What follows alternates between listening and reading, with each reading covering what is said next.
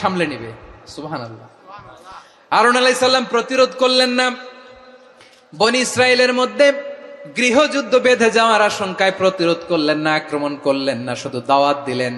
In the meantime মুসা আলাইহিস সালাম আল্লাহর সাথে কথা বলে যখন ফিরে আসলেন, দেখলেন বনি ইসরাইলের অধিকাংশ লোক মুশরিক হয়ে গেছে,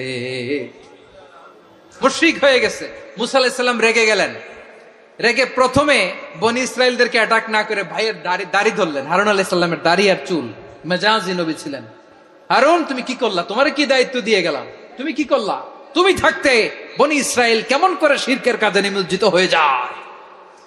সাইয়েদনা হারুন আলাইহিস সালাম বললেন, ইন্নী, কোরআন সাক্ষী, কোরআন থেকে কোট করছি, ইন্নী খাশীতু আন তাকুলা ফাররাকতা বাইনা বনি ইসরাঈলা ওয়া লাম তারকুব কওলি।